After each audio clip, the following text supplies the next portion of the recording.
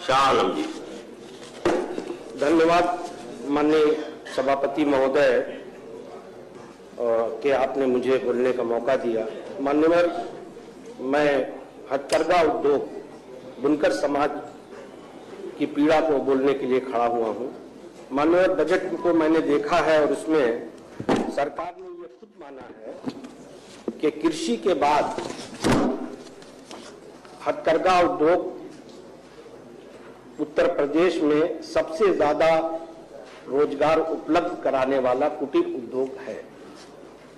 मगर माननीय सभापति महोदय, जब मैं उसके नीचे पढ़ता हूं तो मुझे बड़ी निराशा होती है, क्योंकि सरकार जब ये मानती है कि बुनकर भाई हमारे इस उत्तर प्रदेश का एक महत्वपूर्ण अंग है और किसान भाइयों के बाद प्रदेश में उनका दूसरा स्थान है, उनका दूसरा योगदान है एम्प्लॉयमेंट जनरेशन में, तो मगर जब मैं ये देखता हूं कि उनको दिया क्या जा रहा है, 8 लाख। अभी हमारे भाई ने कहा कि बहुत बड़ा बजट है, ऑफकोर्स बहुत बड़ा बजट है, उसमें कहीं संशय नहीं है, लेकिन इस बड़े बजट में बुनकर भाइयों के लिए दिल इतना छोटा क्यों है? और मुझे तो एक चीज की और बड़ी निराशा हुई देख करके कि आदरणीय स्वर्गीय पूर्व प्रधानमंत्री जी अटल बिहारी वाजपेयी साहब, जिसका हम लोग सम्मान करते हैं, हमारे भी आदर्श है, उनके नाम पे भी एक योजना चलाई, मगर मात्र पैसे का जो प्रोविजन किया गया वो 400 करोड़ रुपया। तो मेरा कहना यह है कि कम से कम उनके नाम की गरिमा की ही लाज रखती सरकार। अब देखिए, मैं मानो थोड़ा सा 1 सेकंड लेके ये बताऊं कि मेरा जो पॉलिटिकल जो जीवन शुरू हुआ वो मुबारकपुर विधानसभा से मैं विधायक हुआ और रिपीटेडली 2 बार हुआ, जहां पे 1 लाख से ऊपर बुनकर भाइयों की आबादी है। मैं उनके हर दुख दर्द, उनके जीवन शैली, उनकी जीविका, मैं हर चीजों को मैं बड़ी भली भांति जानता हूं, क्योंकि हमने बहुत करीब से उनके दुख दर्द को देखा और समझा है। इनकी पीड़ा हमारे किसान भाइयों से किसी भी तरह से कम नहीं है। मैं सरकार को एक ठीक है, हम लोग विपक्ष में हैं, हम जो कहते हैं अक्सर ये कहा जाता है कि भाई ये तो विपक्ष में है इनका बात, लेकिन कभी कभी विपक्ष की बातों को भी सकारात्मक रूप में लेकर के उस पर विचार करना चाहिए, ऐसा मेरा सरकार से अनुरोध है। इसमें थोड़ा और पैसे का प्रोविजन बुनकर भाइयों के लिए करते। पहले उनको फ्लैट रेट पे, जब आदरणीय स्वर्गीय मुलायम सिंह यादव जी सीएम थे, तो उनके दुख दर्द को समझते हुए उन्होंने 70 रुपए में उनको फ्लैट रेट पे बिजली देते थे। अब वो खत्म कर दिया गया, और वो खत्म करने के बाद बड़ी मंथन करने के बाद अर्ध हाफ पावर पे 400 रुपए देना है, उसके ऊपर अगर 1 हो जाए तो उनको 700 रुपए देना है। तो ये बहुत बड़ा बर्डन है। अगर वाकई में आप उनकी चिंता करते हैं, अगर मानते हैं कि ये कमजोर तबका है और इसका बहुत बड़ा योगदान है हमारे प्रदेश में, तो कुछ और दिल बड़ा करके उनको आप दीजिए। मैं आपसे पहले ये मांग करता हूं बुनकर भाइयों के लिए कि आप उनकी सब्सिडी अगर पुराना नहीं कायम कर सकते तो आप ज्यादा से ज्यादा 200 कर दीजिए।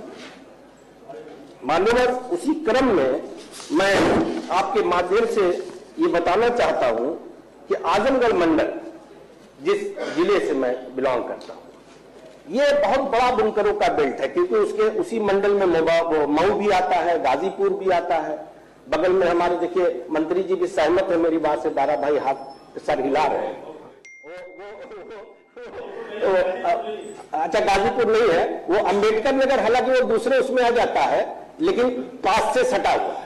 तो मैं इसलिए ये बात कह रहा हूं मान्यवर कि मैं अभी इसमें प्रोविजन भी है, आदरणीय प्रधानमंत्री जी के नाम से एक कोई स्कीम चल रही है जिसमें टेक्सटाइल पार्क बनाने का प्रोविजन में 300 करोड़ रुपए प्रोविजन भी किया गया। मैं आपसे मांग करता हूं, आपके माध्यम से सरकार से रिक्वेस्ट करता हूं कि ये पार्क आजमगढ़ मंडल में बनाया जाए। और साथ ही साथ जो बनारस में एक केंद्र बनाया है सरकार ने, जहां पे धागे, उसका सेंटर है कि सब्सिडी में बुनकर भाइयों को सब्सिडी में धागे मिलते हैं। बनारस की दूरी बहुत पड़ती है, आजमगढ़ से काफी दूर पड़ जाता है, और ये गरीब बुनकर भाई उसका फायदा नहीं उठा पाते। मुबारकपुर में मैंने अक्सर बात किया, हमने कहा वहां से आप लोग कहे हम लोग नहीं जा पाते, बहुत हम लोगों को परेशानी होती है। इसलिए बनारस में जो सेंटर है उसका एक सेंटर आजमगढ़ में भी मान्यवर खुलवा दिया जाए। मुझे याद है 2012 की बात होगी और इन्हीं सब समस्याओं को लेकर उस वक्त सपा की सरकार थी, मैं आज उनका मेंबर हूं, उस वक्त मैं बीएसपी में था, मैं बड़ा स्ट्रगल करता था और उस वक्त मैंने काफी उनसे रिक्वेस्ट भी किया, सदन में भी कई बार ये मैं विषय ले आया और मैंने निजी तौर पे भी ये मैं सौभाग्य ही कहूंगा कि उस वक्त जो ट्रांसपोर्ट मिनिस्टर थे आचार्य दुर्गा प्रसाद यादव जी, चूंकि हम उनके वोटर की विधानसभा हमारी पड़ती थी, तो हमने कहा भाई ये काम हो जाए, एक वहां पे बस डिपो बनाए और कई करोड़ रुपए लगा के गजहरा में एक बस डिपो बना, लेकिन बड़ा अनफॉर्चुनेट है मान्यवर कि बनने को तो बन गया, पैसा भी लग गया, लेकिन वो आज तक प्रॉपरली ऑपरेट नहीं हो पाया। तो मैं कभी कभी सोचता हूं कि देखिए सरकारें तो आती जाती हैं, आज आप हैं, हो सकता है कल कोई और हो, पहले वो थे आज आप हैं, लेकिन हम सरकार जो भी सरकार में है उसकी ये जिम्मेदारी है कि पब्लिक मनी को वेस्ट ना होने दिया जाए, क्योंकि सरकार जो पैसा लगाती है अल्टीमेटली ये तो हमारे प्रदेश की जनता का ही पैसा है। अब वो पैसा लगने के बाद अगर ठीक से ऑपरेट नहीं हो पा रहा है तो ये बड़ा दुर्भाग्य है। इसलिए मैं बहुत विनम्रता से सरकार से ये अनुरोध करता हूं कि उसको ठीक से इफेक्टिवली मजबूती के साथ ऑपरेट कराया जाए और वाराणसी से लेकर गोरखपुर में, वाराणसी से गोरखपुर वाया मुबारकपुर जो रूट से जाती थी उन बसों को चालू करा दिया जाए। यह लाखों की आबादी को बहुत फायदा होगा। मैं आपसे यह अनुरोध करता हूं मान्यवर, जब आदरणीय अखिलेश यादव जी थे तो वहां पे एक बुनकर विपणन केंद्र भी बना था मान्यवर, और उसका मंशा ये थी, चूंकि उस आबादी के प्रेशर को देखते हुए बगल में मुबारकपुर और मऊ सटा हुआ था तो 2 लाख 2.5 लाख की आबादी हो जाती थी। तो उसकी मंशा ये थी कि वहां पे जो बायर हैं उनका वीकली मेला लगेगा और वहां पे उनके जो बनाए हुए प्रोडक्ट हैं मुबारकपुर के, देखिए मैं एक चीज बताऊं कि बनारस में जो साड़ी पूरी दुनिया में जाती है जिसको बनारसी साड़ी कहा जाता है, सच्चाई ये है कि वो सारा प्रोडक्शन मुबारकपुर में होता है। उन बेचारों का दुर्भाग्य यह है कि उनकी अपनी जीआई नहीं है, इसलिए दूसरे ट्रेडमार्क पे उनको बेचा जा रहा है।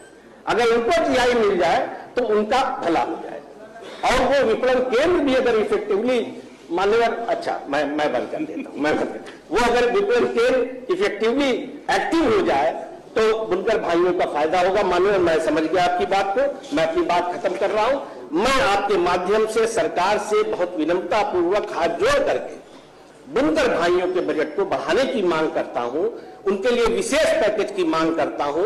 सरकार से ये बताना चाहता हूं उनके वकील की हैसियत से कि बुनकर भाई इस प्रदेश का एक रीढ़ की हड्डी है, उनको कृपया कमजोर ना होने दिया जाए। धन्यवाद।